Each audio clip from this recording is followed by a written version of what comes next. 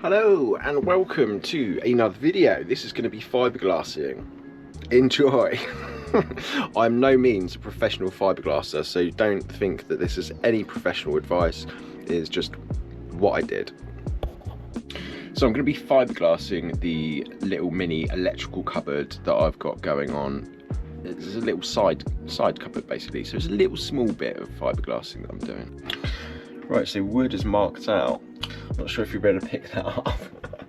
It's 19 centimeters this side, 21 centimeters down this side. So it starts shorter down this end and ends up wider at that end. And that is the reality of working on a boat, which is actually quite suits me because it means I don't have to be able to cut, don't need to be able to cut things exactly. So yeah, I've done it slightly smaller than the box because I'm going to be fiberglassing around and stuff like that as well. Okay, so I am going to start cutting out that bit of wood that I need to for a fiberglass. Now I can't find my goggles. I do have 2 pairs of goggles, so I'm just going to wear sunglasses. All of the power cables I've brought down, set up the table. So here we go.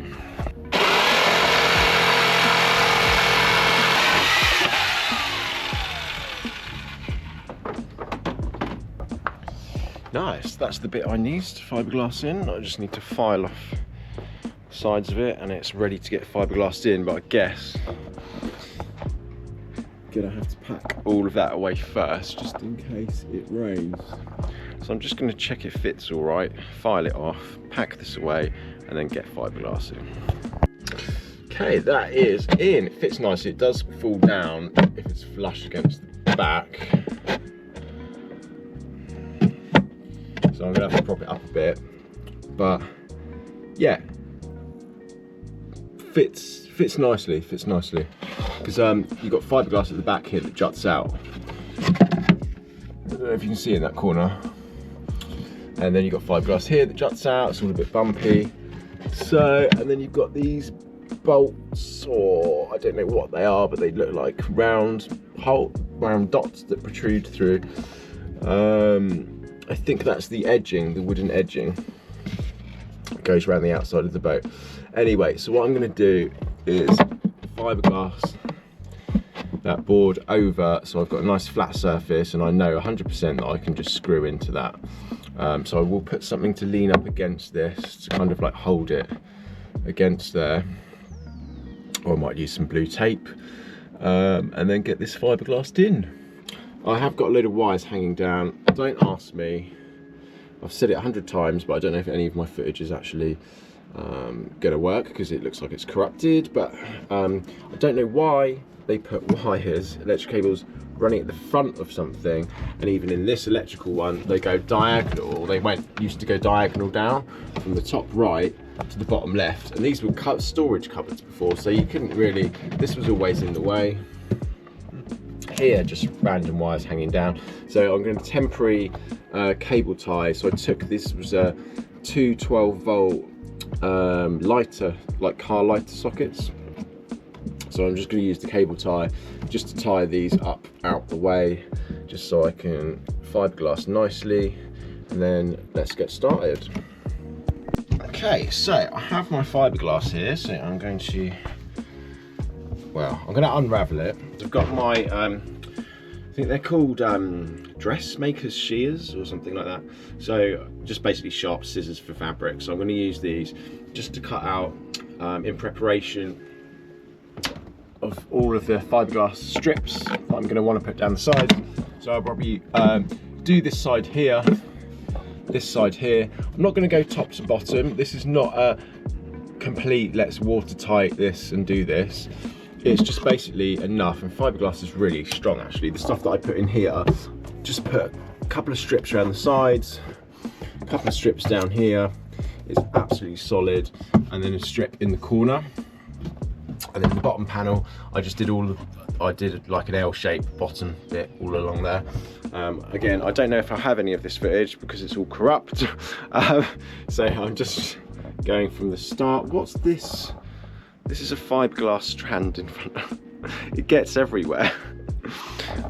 Yeah, anyway, so I'm going to do kind of the same. I'll do an L shape down the bottom, side. I won't do anything at the top here, because actually there's a nice, like, what do you call it, a crevice, a crack, a indent, where that curve outside, you can see the lip of the boat there, that is underneath here. So at some point, if I need to run wires through the boat, that's quite a nice area to run cabling through. So I don't know why they didn't do that instead of putting these wires. Anyway, I've clipped them up there for now to get them out of the way. So that's the plan on the fibering. So I'm just going to cut the strips to go in there. Obviously I'm cutting the strips now because once I mix the resin, I don't know if it's called resin for fiberglass, I'm sure it is, but once I mix the resin ready, it's got like a 20-minute working time. So in this one here, like one mixing, I think I did 400 mils, I think it was. I hope I can remember, because the amount that I mixed before was kind of like okay amount before it started getting too solid and you couldn't really work with it anymore. I think it was 400 mils. So anyway, so yeah, that's why I'm cutting the strips first, because obviously I don't want to mix the resin and then have to cut the strips while it's just setting, because you've only got such a limited time to actually use it and get it in there.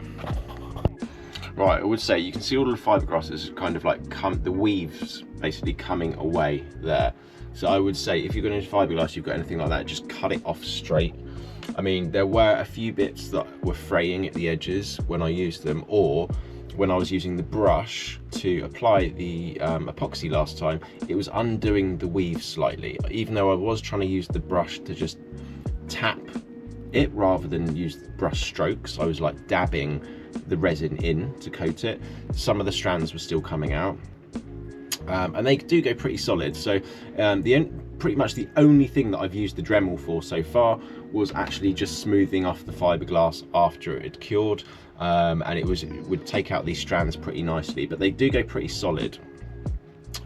So I think to start off with, the best thing is to just cut all of these off and just use nice straight edges. So like I've done here, so what I've done is I've cut 2 bits for the side there, 2 bits for the side there, and I'm just about to cut 2 bits just to wrap around the middle of the bottom here. So this one, I don't want it to be, I mean, I want it to be permanent, but I don't want it to be too solid that it's just going to be a complete pain for someone to remove if they want to remove it later. So I've put enough in. 2 sheets is enough to make it solid, but also enough to be able to cut through if you needed to remove this at some point. Okay, so I have my resin, the main resin. I have the catalyst, or the thing that's going to start that reaction for the hardening. I have an old bowl from last time, so this has got remnants and hard bits of the resin in from before, and they gave me with the kit this syringe, so and some lovely instructions. So this was really good actually. It actually gives you an example and says if you're going to have 500 milliliters of resin, you would need 10 milliliters of hardener, or the catalyst. So basically it's like 2%. So so yeah, if you had 100 milliliters, you'd need 2 mils of is that right? 2 for, I don't know. This is basic maths. I use Excel for everything, every single bit of maths. I can't do any maths in my head. So yeah, I will work it out. So anyway, so it does come with a syringe, but I found it really difficult to, and I assume that was for taking out your mils of the catalyst that you needed. But then you would need to pour this into something and then use your syringe. But I'd already used the syringe because I hadn't understood what this was for. And so when I was actually doing epoxy resin, you can see the black there. So I was doing hard, just epoxy resin over some wooden boards. And I used this, yeah, for that. So I just found it easier. So I was just like, okay, so how many mils is in this bottle? There's 20 mils. So I marked the top line of the bottle, and then I marked roughly halfway down. So I said, okay, so that's going to be 10 mils. and then halfway in between there and there, and then so that's your 15 mils, that's your 5 mils. So, and then what I was doing is pouring the resin into here and then roughly pouring out the amount of mils that I needed of the hardener in there. And I found that, I guess, easier than pouring this into another bottle to then use a syringe, and I couldn't use that anyway because I'd mullered it. So anyway, so I think I'm going to pour in, not that you can see any measurements on here now, I can just about read it. I'm going to do 200 mils in here. 200 mils is going to need 4 millilitres of the hardener. So that is, I've done my 5 mil gap, so it's about, I don't know, I'm just going to pour it. So that's, it's about literally down to the 5 mil mark now is the 4 mils, I think. So yeah, I'm just going to pour it, 200 mils of that in, and then take this down to the 5 mil mark there, and then I'm sorted. I'm going to put gloves on and then get my brush ready as well. Okay, so I've got my gloves on. These are just, I got a pack of 50 here for about 9 quid or something. Well, those from Screwfix, but you can get them, you can pick these up anywhere really. And then got my pack, I've got my brushes here, so I'm just going to use, I don't know if I should, I need to start using these big ones. I tend to use the small ones because they're more suitable. Yeah, I'm just going to use a small one. No, I'm not, I'm going to use a big one. Okay, so the reason why I've decided to use a big one is because this is going to be able to pick up more resin at a time, so I'm going to be able to put it on quicker rather than mucking around with a small one. I think the small ones would be better for when I'm doing the epoxy resin. So I've got some epoxy resin that you can put colours in and stuff, which I'm going to use for doing this worktop here. And that takes 6 to 8 hours to cure. So you can 6 to 8 hours gives you enough time to muck around with a small brush. But for these strips here, I really want to be, because their fabric is putting a lot of resin in and really working it in and tapping it on to get it soaked into that fabric. So I kind of need a bigger brush actually to get more product on the end of it, so I can dab it in and saturate it quicker. So that's the size of brush that I'm going to use, 50 millimeters, whatever that means, who cares. Let's get the resin in. I'm going to need a screwdriver to get it off. It's just like a paint tin, but actually harder than a paint tin to get off. The seal is really tiny. So obviously it's easier this time because it's the second time I'm taking this one off. But it was really difficult to get in the first time. 200 mils, where is that? That's all the way down there. So I'm just going to pour and then check to see where I'm at. It's quite potent. You see it's quite a brown colour. It does go darker, I think, though, when you mix it. Okay, a little bit more.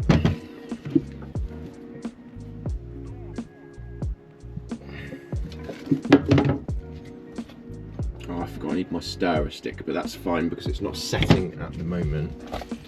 So, where is my stirrer stick? Okay, I've got some thin bits of wood. That's what I was stirring with last time. Ugh. So where is that? So that is pretty bang on.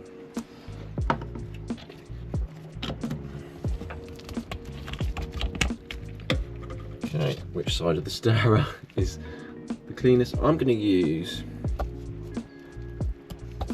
the resin side. So I'll give that a stir. Oh, I have nowhere to put my stick.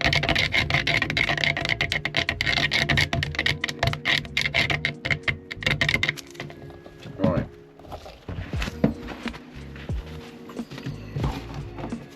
So I really want to put my stick there if I'm working in that area.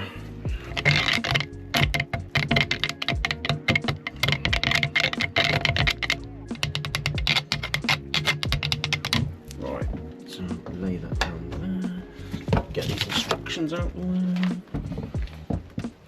Put my lid on. Meanwhile, this is all curing. I've got fiberglass in the lids now. Right, I've sat you down on the side, so I don't know if there's how much you can see, but this stuff cures really quickly. So you're supposed to, on the surface you're applying it first, put it on. So I am slapping it on because if you think these fiberglass sheets are quite thick and they need to be fully saturated, so I am making sure I really get a lot of this on. Okay, so I'm going to pop my first sheet on. Now I'm not going to fully push it into the corners yet, because my brush will naturally do that as I'm putting more resin on. So I've popped it, so that's enough to hold the sheet, and I'm just going to dab, starting at the sides first, just to lock in the edges, and I'm just dabbing a generous amount of product. I don't know how much you will actually be able to see, but obviously the fibers are white to begin with, and against this white background, they actually, this here that I'm doing at the moment, they disappear and then you can't see them anymore when it's fully saturated. Against the wood, the lighter tone wood here, you can see the fibers. Right, and then I'm just gonna dab, and you need to be more gentle on the corners because the fibers are so. I'm just going to try and put product up the top and just hope that it naturally runs down, because if I poke in too hard, so yeah, if I poke in too hard to the corners, it's going to disrupt the fabric. I have got corner sheets that are actual fabric that you're supposed to put on corners, but I decided not to use them because, like I said, I want this it's it's permanent, but I don't want it permanent. I want it so if somebody wants to remove it, it's not going to be a complete nightmare, because resin with fiberglass goes absolutely solid.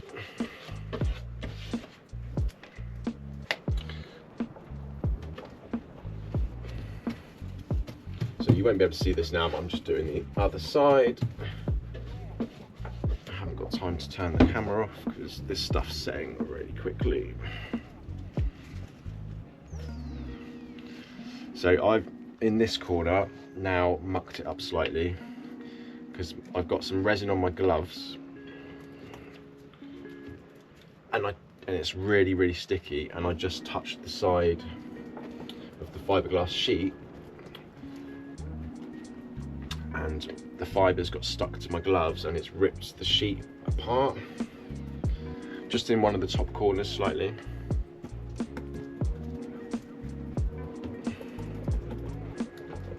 Which I think is kind of unavoidable. Now I've got resin on these gloves, that's going to happen at every sheet I touch now.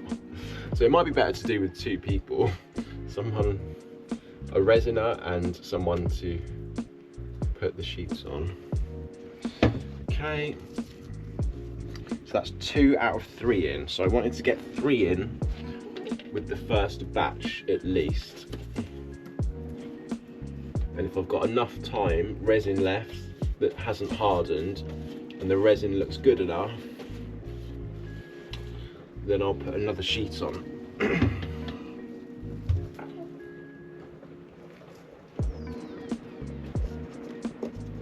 Okay, I'm getting fibers stuck all on my gloves.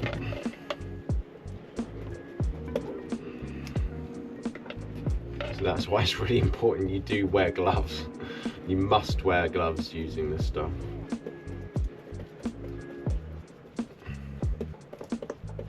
So I'm just tapping the resin in and saturating it just so it doesn't disrupt those fibres.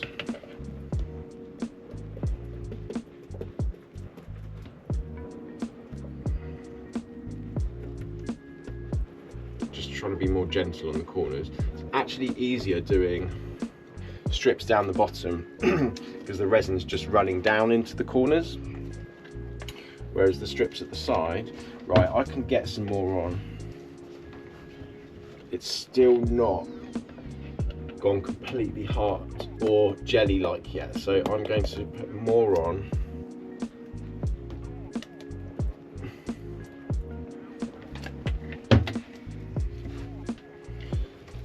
And get another strip into this corner.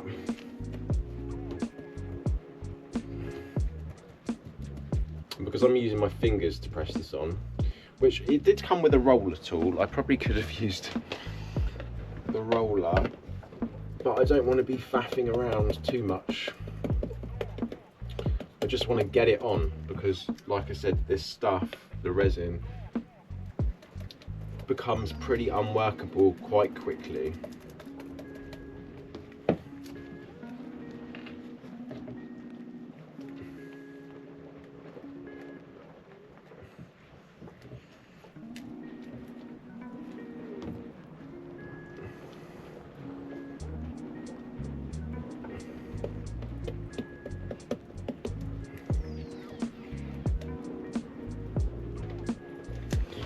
Nice pool of resin down the bottom that I don't actually need.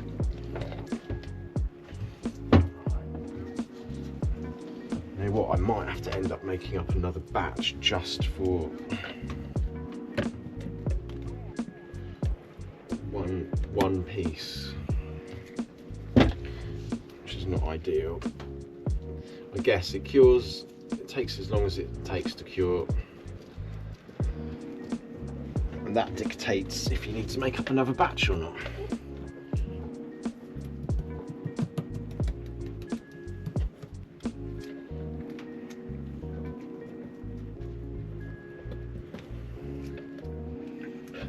I think this resin's lasting longer than it did the first time I did this. It might be something to do, well, might be something to do with the temperature. It's much colder today. I think I'm going to be able to get all of this done. Or it might be to do with that I was just guessing and pouring in the hardener rather than using exact amounts.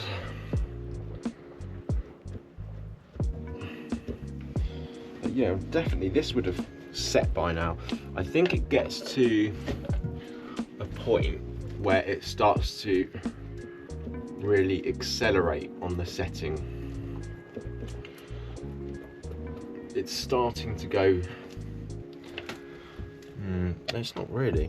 This stuff goes jelly-like.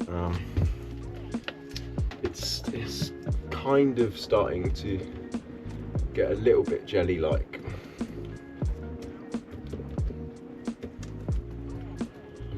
I've literally got these 6 pieces done.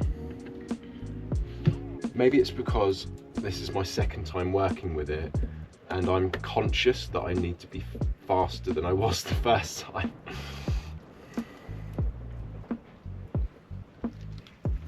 Okay, nice. I'm pretty pleased with that, and I also have enough time, because it's not cured yet, to wipe any excess off.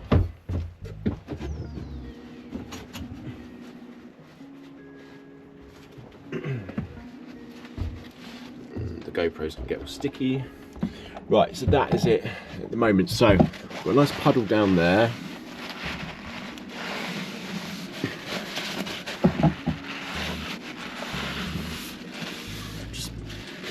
We'll just wipe off these excess bits because those will go absolutely solid. And I'll probably end up with this kitchen roll, this tissue stuff, completely stuck to my glove.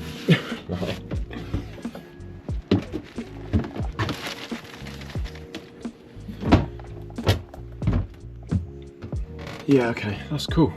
I'm actually surprised I managed to get all of that done that quickly. It's so sticky. Excellent. And then that will go absolutely solid. That's enough to hold that in like really, really stably. Stably, or even a word? I don't know. But yeah, I don't know if you can see here. It's a lot darker down in that corner than the rest of it. So the resin's nicely actually sat down there. Whereas in these, I mean, it does look darker there, but these corners, obviously, because they're vertical, I did try and work the product in there, but you just need to be really cautious because not to disturb the fibres too much. If you don't jam your brush in, just like literally let it trickle. It's probably better to let it trickle and saturate the surface and then wipe off later and actually get this the corner saturated than not have enough product in. So I was working on the kitchen and I was ripping out this bit here, and this is all fiberglassed in, and there was all of this top bit here, it was solid down the side, solid down the top, but all of the corners were still fabric where they hadn't managed to get the resin into the corners. And so I actually got that bit off of the kitchen really easily because I just got a Stanley knife and cut the fabric. So yeah, all good. So I am going to probably, can I take that tape off, or is that hard? No, that's fine. Cool, excellent. So I'm going to let that cure, and then that is pretty much ready for me to screw the electric stuff in, which is literally just two bus bars at the moment. Yeah, so the gloves, just as a note, are definitely not going to be reusable after that. So you do need to make sure that you get some pack of disposable gloves to use. And I've already, working on this boat, I've already got, this is my second 50 pack. Okay, apologies for the wind. So, right, I shouldn't, I did take my gloves off because, anyway, it's gone hard, or it's gone into jelly form. Let me just tilt the camera up there. So that, good tip for how you clean your jug, because the brush is useless now anyway, is, yeah, just, oh, that's too late. Wait until it goes to jelly form. Oh, I should have kept it on the brush. And then, I can't. Wait until it goes to jelly form, basically scoop it out. I can't hold the camera and do it with the brush at the same time, but you get the picture. And that's it. So I scooped the jelly out, put it into my bag. I keep a rubbish bin here. This has got all resin bits, because obviously it's quite potent and stinks quite a lot. So I'll just keep in a bag there and adding to it, because I know I'm going to keep on doing more and more epoxy resin, fiberglassing and stuff like that. So like I said, it's quite potent, it's quite smelly, so just keep it out the back there.